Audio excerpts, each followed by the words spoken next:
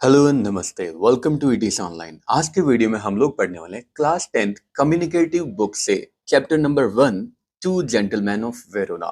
चलिए बिना देरी के करते हैं हम लोग आज का एनिमेटेड वीडियो स्टार्ट।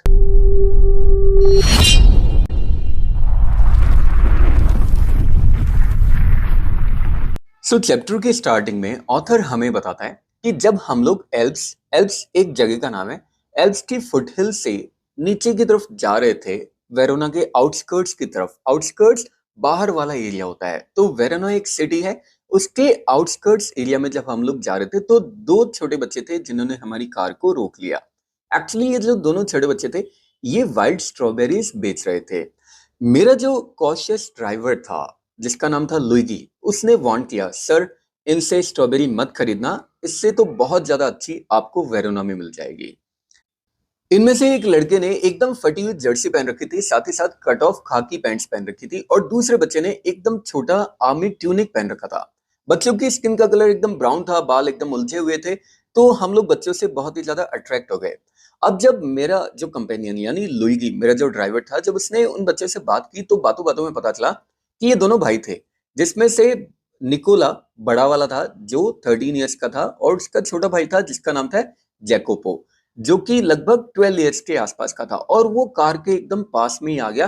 तो हमने भी सोचा चलो भाई इन बच्चों से कुछ खरीद लेते हैं, तो हम लोगों ने उनका सबसे बड़ा वाला जो बास्केट था वो खरीद लिया और टाउन की तरफ हम लोग निकल पड़े। नेक्स्ट मॉर्निंग जब हम लोग अपनी होटल से बाहर आते हैं तो हमें हमारे वही फ्रेंड्स वापस मिल जाते हैं। अब यहाँ पे फ्रेंड्स उन दोनों छोटे बच्चों को बोला गया है जो कि एक्चुअली जूते पॉलिश करने का काम कर रहे थे।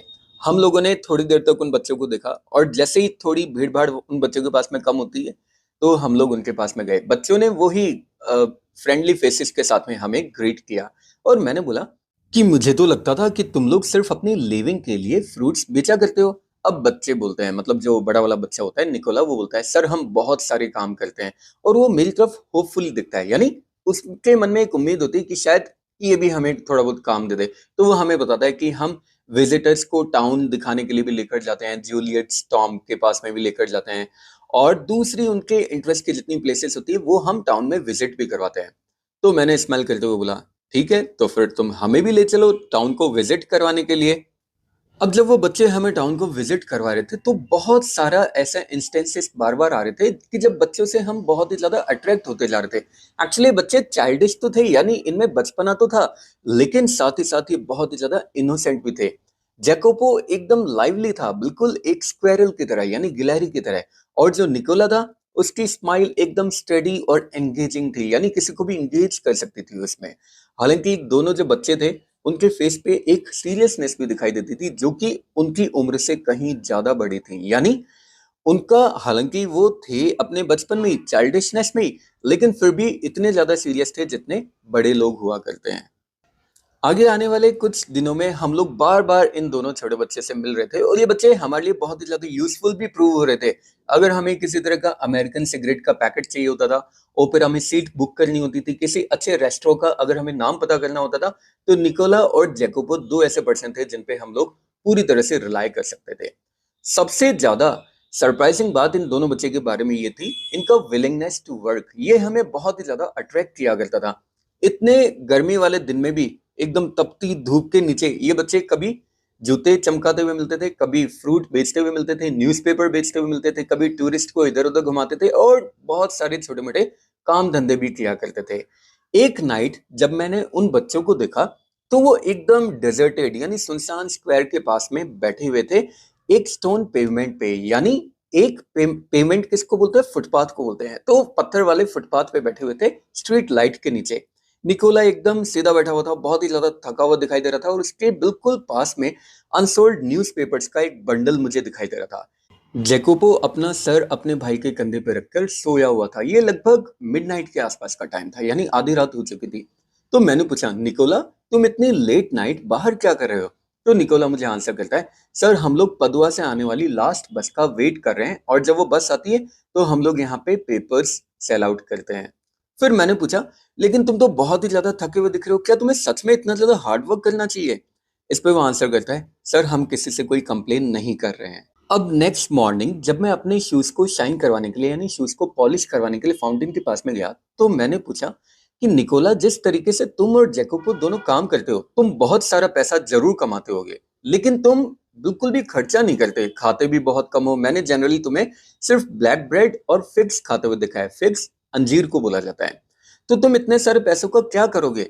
अब ये मेरा क्वेश्चन सुनते ही उनके चेहरे का रंग उड़ गया, लेकिन उसने कोई भी जवाब नहीं दिया।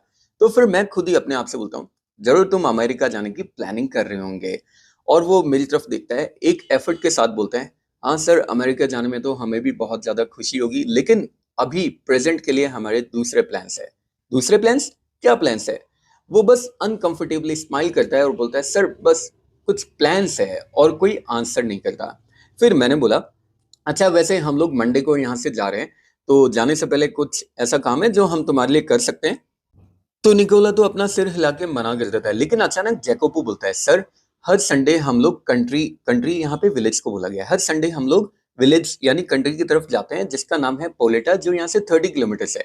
जनरली वहां जाने के लिए हम लोग बाइसिकल्स हायर कर लेते हैं, लेकिन कल हो सकता है कि आप शायद इतने काइंड हो, इतने दयालु हो कि हमें अपनी कार में वहां पे विजिट करवा लो। अब मैंने बोला, यार वैसे तो मैंने लुइगी को बोल दिया है, लुइगी का जनरली संडे ऑफ रहता है, तो मैंने उसे छुट्टी लेने के लिए बोल दिया, लेकिन ठीक है, मैं खुद तुम्हें वहां पे ड्राइव करके ले चलूंगा। अब थोड़ी देर तक कोई भी कुछ नहीं बोलता। निकोला अपने छोटे भाई की तरफ बहुत ही ज्यादा गुस्से में दिख रहा था, और वो बोलता है, सर हम आपको बिल्कुल भी परेशान नहीं करना चाहते। मैंने बोला, अरे इसमें परेशानी वाली क्या बात है, ये तो बिल्कुल भी परेशानी वाली बात नहीं है मेरे लिए। तो फिर वो बोलता है, ठीक है सर। अब नेक्स्ट आफ्टरनून यानी अगले आफ्टरनून हम लोग उस छोटे से विलेज की तरफ जाते हैं, वो विलेज जो कि एक हिल साइड पे सिचुएटेड था। अब मैंने तो जनरली सोचा था कि हमारा जो डेस्टिनेशन है वो किसी तरह का एक एकदम हम्बल ड्वेलिंग होगा, यानी एकदम खूबसूरत सा कोई विलेज होगा। लेकिन जैसा कि जैकोबो ने मुझे डायरेक्ट किया था, हम लोग जाते हैं एक लार्ज रेड रूफ विला की तरफ, यानी एक विला की तरफ जिसकी छत एकदम लाल कलर की थी, और जो पूरी तरह से सराउंडेड था हाई स्टोन वॉल से, यानी बड़ी बड़ी पत्थर की दीवारों से। तो मुझे तो अपनी आंखों पर यकीन ही नहीं हुआ, लेकिन इससे पहले मैं अपनी आंखों पर यकीन करता, मेरे जो दोनों पैसेंजर्स थे वो कार से बाहर निकलते हैं और बोलते हैं, सर हम लोग अभी थोड़ी देर में वापस आ जाएंगे, शायद हमें 1 घंटा लगेगा, तब तक आप इस विलेज के कैफे में जा सकते हो ड्रिंक करने के लिए। और ये बोलते तुरंत वो गायब हो गए, वहां से चले गए। मैं भी थोड़ी देर तो मैंने वहां पे वेट किया, लेकिन थोड़ी देर बाद में फिर मैं उनके पीछे पीछे जाने लगा, और मैं पहुंच गया एक साइड एंट्रेंस पे जिसपे ग्रिल लगी हुई थी, और मैंने बेल बजा दी। अब एक बहुत ही खूबसूरत लेडी अपीयर होती है, जिसने स्टील फ्रेम वाला चश्मा पहन रखा था, और उसे देखते ही तो मैं और भी ज्यादा सरप्राइज हो गया, क्योंकि उसने ट्रेन नर्स वाली यूनिफॉर्म पहन रखी थी। और मैंने बोला कि अभी अभी मैं 2 छोटे बच्चों को यहाँ पे लेकर आया था, और वो नर्स के चेहरे पर भी एकदम स्माइल आ जाती है, और वो डोर ओपन करती है और बोलती है, अच्छा निकोला और जैकोबो की बात कर रहे हो, चलो मैं तुम्हें उनके पास में ले चलती हूँ। और वो मुझे लेकर जाती है उस हॉस्पिटल के अंदर से। अब एक्चुअली ये जो विला था, इस विला को ही हॉस्पिटल बना लिया गया था। सो नर्स जाके रुकती है एक डोर के पास में, और वहां पे अपने लिप्स पे अपनी फिंगर रख लेती है, मतलब मुझे चुप रहने का इशारा करती है, और एक स्माइल के साथ में मुझे इशारा करते हुए ग्लास पार्टीशन से दूसरी तरफ दिखाने लग जाती है। जब मैंने अंदर देखा तो दोनों बॉयज एक लड़की के बगल में बैठे हुए थे। लड़की लगभग 20 ईयर्स के आसपास की थी, जो कि एक तकिए का सहारा लेकर बैठी हुई थी, और उसने एक सुंदर सा लेस जैकेट पहन रखा था, जो अपने दोनों भाइयों की चैटर को सुन रही थी, यानी उनकी बातों को सुन रही थी। उस लड़की की आंखें दिखने में एकदम सॉफ्ट और टेंडर थी, यानी एकदम मुलायम थी, कोमल थी, और फेस से ऐसा लग रहा था कि जैसे वो सच में उसकी बहन हो। उसके पास में एक टेबल के ऊपर एक वेस रखा हुआ था, गुलदस्ता रखा हुआ था वाइट फ्लावर्स का, और साथ ही साथ टेबल के ऊपर फ्रूट और कुछ बुक्स भी रखी हुई थी। तो नर्स मुझे बोलती है, क्या तुम अंदर नहीं जाओगे? अगर तुम अंदर जाओगे तो लुसिया तुम्हें देखकर बहुत ही ज्यादा खुश होगी। मैंने अपना सिर हिला दिया, मतलब मैंने मना कर दिया, क्योंकि मैं उस हैप्पी फैमिली पार्टी को इंक्लूड नहीं करना चाहता था, उसमें दखल अंदाजी नहीं करना चाहता था। सो जब मैं वापस आ रहा था, तो स्टेयर केस के पास में यानी सीढ़ियों के पास में मैंने उस नर्स से रिक्वेस्ट की कि वो इन लड़कों के बारे में जो कुछ जानती है वो सारी बातें मुझे बताए। और वो नर्स तो बहुत ही ज्यादा उत्सुक थी ये बातें बताने के लिए, बहुत ही ज्यादा ईगर थी। तो वो बोलती है कि ये दोनों बच्चे इस दुनिया में पूरी तरह से अकेले हैं, सिवाय इनकी सिस्टर लुसिया के अलावा। मतलब लुसिया के अलावा इनका और कोई भी नहीं है। इनके फादर, जो कि एक विडोवर थे, यानी मदर की पहले ही डेथ हो चुकी थी, वो एक वेल नोन सिंगर थे, लेकिन उनको भी मार दिया गया जब वॉर की स्टार्टिंग हुई थी, जब युद्ध की स्टार्टिंग हुई थी।